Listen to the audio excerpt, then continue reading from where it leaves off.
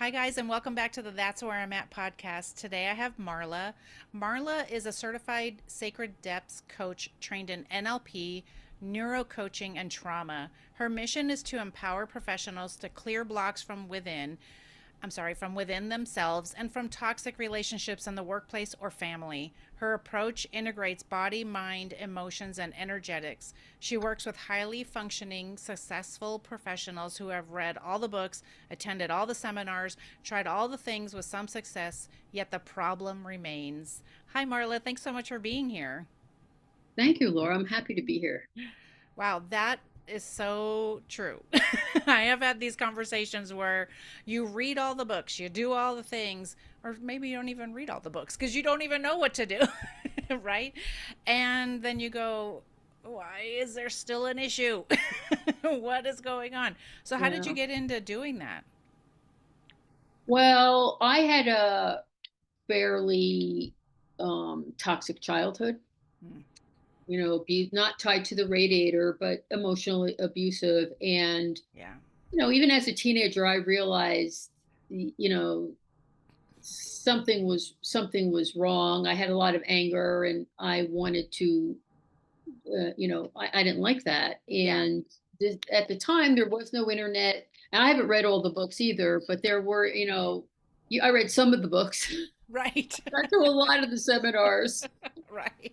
over the years and have, just garnered a lot of stuff and, gotten training and also incorporated my own ideas. And I just, I just love it. Yeah. The healing journey, I'm not sure it ever ends, but you get to a point where it's a lot more easeful and Yes. you're not growing through pain Right. and you've developed resilience. And it's just, I want people to know that it's possible. Yeah. Even after many, many years of trying and trying and trying, I like to say you tried all the things, but you haven't. Right. You're still, don't give up on yourself. And in terms of coaching other people, I just love the intimacy of it. I love the Yeah. connection that you Yeah. can make, that deep connection, not superficial. Oh, yeah. I'm not a small talk kind of person. And I just love it.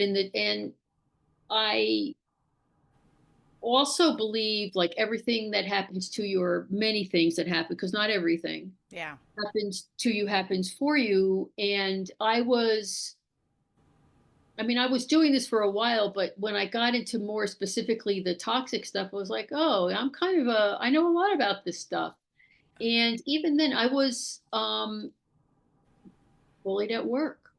And Wow. I'm not a little fragile pedal. I mean, I've had a knife at my neck and I fought Yeah. back and I was still bullied at work. Yeah. Okay. Right. So, Well, that, and I'm um, glad you say that because it can happen to anybody. The bullying, these toxic yeah, things that are going on around us. The, Tell me if this resonates with you. I didn't even realize some of the things that were going on in my life were abuse or were toxic. Until as I started to heal and do some work, I was like, "Oh my God, that was abuse." I realized that something was wrong. So, I mean, growing up, I knew it was wrong. I Yeah, didn't have yeah. anything to measure it against, but Right. it wasn't right. It didn't make any sense. My Yeah. situation at work where I was bullied, at first, I didn't. I was like, what did I do to piss off this woman? Yeah. And then, like, so I started to blame myself. Like, what did I do? Yes. And I realized very quickly, thank goodness, because sometimes it can take a long time Yeah. to realize. Yeah. In my case, it started from day one at work, and I have a lot of experience at work Yeah. that with normal people but it did, when I realized pretty quickly there was nothing I could have done. And then I realized, oh my God, I'm being bullied. Yeah. And what happens is it's not just the person. So there's a power disparity, and there were a lot of enablers around. Yes. And so the thing was, I knew it was wrong. I knew it was, but it was so confusing because like people would see me being abused in Yeah. full daylight, and nobody stood up for me, nobody said anything, they acted like it was normal. So I think you really can question your reality. Yeah. Oh, for sure. Well, that was one of the things, that's one of the conversations I had with my dad, was I was like, after I found out about my ex-husband's girlfriend, who then just Uh, happened to be the same girl who was always there, I was like, why isn't anyone saying anything? And he's like, what do you want us to say? You know what I mean? And it's like, I don't know what I wanted somebody to say, but you do, you want people to like stand up for you. You want people to help you and say like this is wrong, right? You have that. I feel like I know people say I don't want to get involved or whatever, but it's still, it makes you feel terrible as a person. It makes you question. That's how I felt. I was questioning like, wait, is this not wrong? Is it right? I don't know, because I was questioning myself because I had people saying, "Well, you guys are divorced." Okay, but she was already there. So that's yeah, not, you yeah. know what I mean? Like that doesn't count. But it's hard. I you know what I think it is, Laura? I think people don't like conflict. Oh yeah, for sure. And so they don't want to enter into it. They don't want to get involved. They Yeah. want it to be easy. They're not thinking about you or me. Right. Right. Or maybe, even your friends. I mean, the relationship I think is a little bit trickier because you do hear stories about people saying, well, they cut off my friendship because I told them, well, you know what? Yeah. Uh, then probably it's a good thing they cut off the friendship if they Right. can, right? Yeah. But it's, yeah, I would appreciate it if somebody told me, Yeah.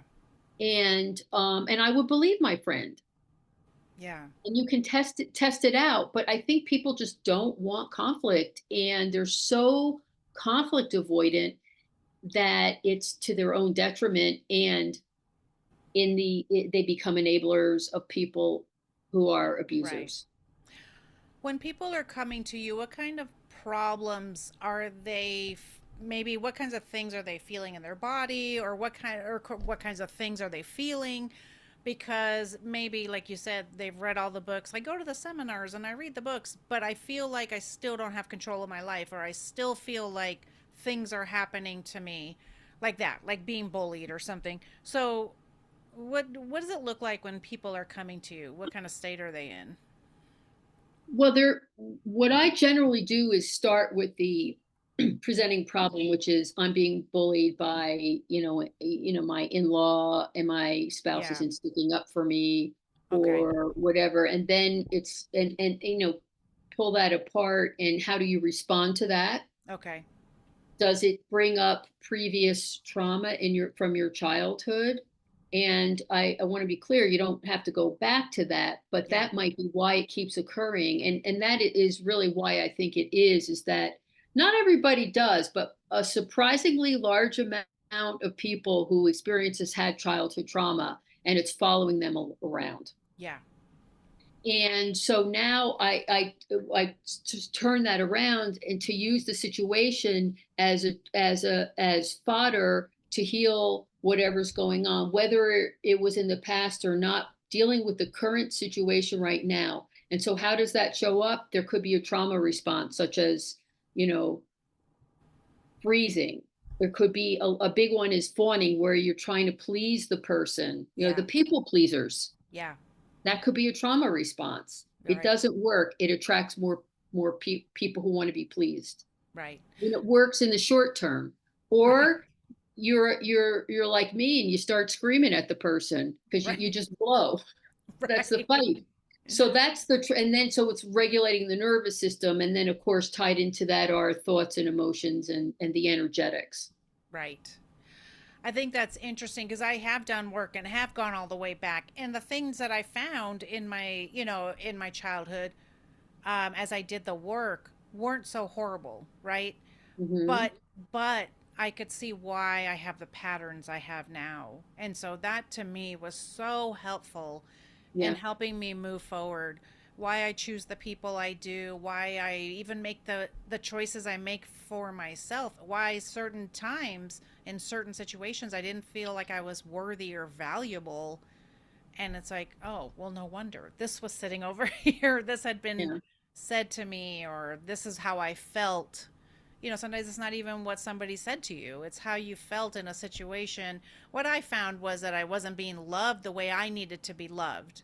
And so I just went looking for it, right? And Right. that showed up in people pleasing and lots of other things, and choosing the wrong people to be in my Yeah. life. Yeah. There's different levels, and I think often it is helpful to go back, but some people they don't want to go back. Right. Like, Right. you don't want to, and I completely get that. Oh And you yeah, for don't sure. have to, if it's informative, you go back and forth, you dip in a little bit and you come right out, Yes. because it will be triggering until you get it healed.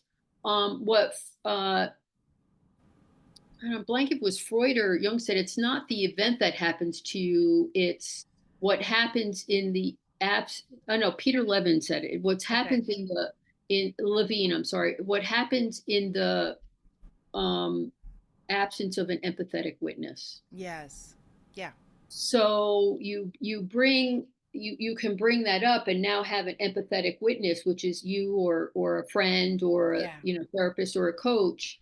Yeah. And that is really, you redefine it, and you can, like Kate Bush sang in the old song, you can change the past and the future, because the past is simply memory traces mixed Yeah. with your thoughts and beliefs in the moment you bring up those memory traces, and then when you put them down they get reconsolidated and they're changed, they Yeah. really are changed. So um you you you can resolve these things. Yeah. I just love that of about the empathetic witness, because Yeah. I feel like that's what I have been doing since my divorce, because I felt very alone. Mm, The podcast didn't come around until a little while after I was divorced, but I felt alone, and I felt like that. Like I wanted to be that person. I didn't have a name for it. Now I do, but because I didn't want anyone else to feel this way. I didn't want anyone else to feel alone and like they weren't believed, that they weren't understood, those kinds of things. So that really resonates with me, to be that kind of person. And for even the work you're doing, right? You're that kind of person. You're there to say, I see you, I understand, because I've been through things, even if it's not the same exact thing. We don't have to go through the same exact thing. We just have to be that person. I would hold space for people. yeah. That's the thing for me, is saying I see you, I hear you, I believe you. That's been Yeah. really important, because it's been some of the stuff's been kind of a lonely journey when you're doing some of this deep healing, because then you do start seeing those bullies and the other toxic people around in the world, right? Yeah, but I think, through that, again, it's a growth path. Yeah, And that doesn't mean it's easy. It doesn't mean it's right, fun. I mean, right. I chose to use this situation. I mean, I tend to be, to fight or to run. Like, Yes, get me out of here. And I was in this case, I mean, there's been others, it showed up in other areas too. And it's like a little bit of whack-a-mole. And this was the biggest way that it showed up. And I God, I lost my train of thought. oh, shoot. I don't even remember. Rats. I hate when that happens. It will come to you probably too late for us. That's okay. Um, That's okay. but I used it as a growth path, I think Oh was where yeah, it's right. going. Yes. And now I don't encounter bully. So I had another one to knock down, and now I don't, it manifested in Right. different ways, and now I just don't encounter it anymore. Yeah. And and also, don't you feel like it doesn't bother you? So like you probably wouldn't have the same reaction, or you would know how to react to the bully or to toxic people. I feel like I can react differently now when toxic people are trying to Yeah, interact with me or trying to demand of me. I feel like I can, it's different. It doesn't like upset me the same way. absolutely. And this is the energetic piece. If you're not Okay. resonating, in a particular, you're not resonating, and we project and you get all things, but the easy way to say it is you're not attracting that anymore. If you do, it's Right. not, so you're not tuned to that frequency. Yes. Right. And so what happens is either like the abuser goes away, Yeah. or you do, or just like easily Yeah. just Yeah. kind of fades away, or it doesn't bother you anymore. Right. You've learned ways to not, it's probably just not even going to show up. Right. Right. But if it does, it's not going to bother you. And if it does, you just keep knocking off those. Like I said, so I had another situation, and it was less, and I worked through that one in the same way, and so Yeah. far it hasn't shown up again. That's good. I was triggered by something and I was talking to my kids. Thank God they're grown and they go to therapy.